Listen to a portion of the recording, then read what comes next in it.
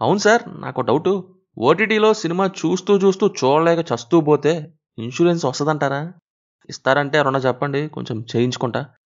నా లైఫ్‌లో చూసిన వర్స్ట్ హారర్ ఫిల్మ్స్‌లలో ఇది ఒకటిగా అయ్యింది. ఇలాంటి కళకళ ఖండాలని ప్రేక్షకుల మీదకి వదలాలని ఎలా అనిపిస్తుంది సార్? అది కూడా నాన్ సింక్‌లో కాజల్ పేరు పెట్టి అమ్మేయడం ఏంటండి? 1 ఇయర్ తర్వాత ఓటీటీలో రిలీజ్ చేశారంట. ఈ కార్తీక ప్రింట్‌ని, కార్తీక దీపం సీరియల్ వాళ్ళకిచ్చినా తీసుకోరు గదండీ!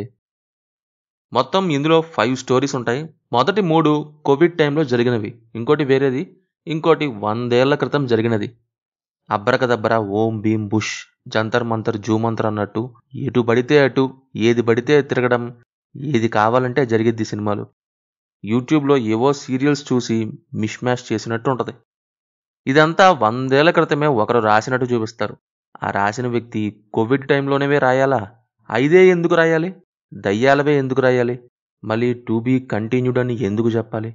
అంటే మొహాన ఇంకో 5 కొట్టేద్దామనే? వామ్మో! వామ్మో! దీనికి పోకపోతే దానికి పంపిద్దామనేగా. లాక్‌డౌన్ టైంలో ఉమా లవ్ ఫెయిల్యూర్ అయ్యి బుక్స్ చదవడం స్టార్ట్ చేశాక ఒక పురాతన లైబ్రరీకి వెళ్తుంది. లాక్‌డౌన్ టైంలో లైబ్రరీ ఎవరండి ఓపెన్ చేసింది? సరే, కంటిన్యూ చేస్తే ఒక బుక్ ఓపెన్ చేస్తది. ఇక్కడ మనల్ని ఏసేయడానికి మొత్తంగా 5 చోట్ల స్కెచ్‌లేసారన్నమాట. మొదటిది, ఓనర్ గెంటేసిన ఒక అమ్మాయి గెంటేస్తే గెంటేశాడు. నా ఇంట్లో 2 బెడ్‌రూమ్స్ ఉన్నాయి రా అంటూ కళ్ళల్లోంచి కామం కారిపోయేలా తీసుకెళ్లిన నైబర్ కంట్లో కారం పడేలా అయిన సీరియల్ పడిద్దిక్కడ. ఇక్కడ మిస్ అయ్యారనుకో మీరు. రెండోది, ఒక సోషల్ మీడియా ఇన్‌ఫ్లుయెన్సర్ స్ట్రేంజర్స్‌ని ఇంట్లోకి తీసుకెళ్ళి కట్ చేస్తది. అదే మీరనుకునేది కాదు, చేతి వేళ్ళని. ఇక్కడ చేతి వేళ్ళతో పాటు స్క్రిప్ట్‌లోని పేపర్స్ కూడా కట్ చేసేసినట్టున్నారు. ఒకవేళ లక్కీగా మీరు ఇక్కడ మిస్ అయ్యారే అనుకో. మూడోది, బాత్రూంలో బూచోడు మత్తులో మారణ హోమం అని ఒక పగటి కల క్యాసెట్టేస్తారు. దీనికంటే మనకి వచ్చే కళలు 100 రెట్లు బావుంటాయనేలా ఉంటదిది. మాక్సిమం ఇక్కడ దాకా ఎవరు రారు. అయిపోతారు ఎప్పుడో. ఇక ఎందుకొచ్చిందో తెలియని ఇంటర్వెల్ తర్వాత ఇంకో 2 ఉంటాయి. మందు ఆశ, గ్రహాంతర వాస, ధనం కోరిక, ఊరు పైశాచికత్వం అని 2 ఉంటాయి. డెఫినెట్‌లీ ఇక్కడి దాకా ఎవరు రారు. ఒకవేళ వస్తే ఎయిదర్ సోల్ ఎప్పుడో పోయి బాడీ చూస్తూ ఉండుండాలి. లేక మీరు కాజల్ ఫ్యాన్స్ అయ్యుండాలి.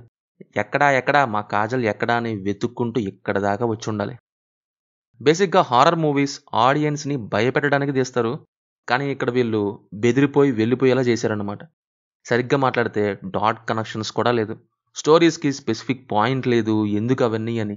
అవి ఇన్సిడెంట్స్‌గా లేకుండా ఎందుకు గోస్ట్ స్టోరీస్ టైప్‌లో ఉన్నాయో, కార్తికకి తన కథ తనకి ముందే తెలిసినప్పటికీ అక్కడే ఉంటది. పాపం తీసుకొని భర్త చనిపోకముందే ఊరొదిలేసి దేశం దాటి వెళ్ళిపోవచ్చుగా.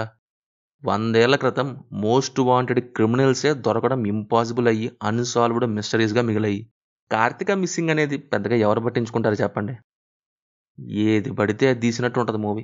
కాజల్‌ని, రెజినాని పెట్టాలని, మిగతా వాళ్ళ మొహానికి క్యాండిల్స్ పెట్టాలి, పౌడర్ కొట్టించాలనే దాని మీద ఉన్న కాన్సంట్రేషన్ అసలు ఎందుకు తీస్తున్నారు మూవీ? ఎనీ ఎంటర్‌టైనింగ్ వాల్యూస్ అని మాత్రం ఏమాత్రం ఆలోచించలేదు makers. Coming to performances, Kajal decent. అయితే కాజల్ ఓన్లీ ఒక 30-40 మినిట్స్ ఉంటారు. ఇక మిగతా వాళ్ళలో కొంతమంది ఓకే. ఓకే. రిమైనింగ్ అంతా సీరియల్ బ్యాచ్ యాక్టింగే. బీజీఎం అండ్ ప్రొడక్షన్ వాల్యూస్ అన్నీ కూడా సీరియల్‌కి తక్కువ. యూట్యూబ్, మొబైల్ కెమెరా, షార్ట్ ఫిల్మ్స్‌కి ఎక్కువ రేంజ్. ఇంకా మేకప్ విషయానికొస్తే మొత్తానికి పౌడర్ కొట్టుకొని మేం దయ్యాలమంటారు. మనం కూడా మొఖానికి పూసుకొని భలే భయపడ్డాం గదా అని అనాలేమో అన్నట్టుంటాయి ఒక్కోటి. ఈ సినిమా తమిళ్ వర్షన్ థియేటర్స్‌లో రిలీజ్ చేశారంట.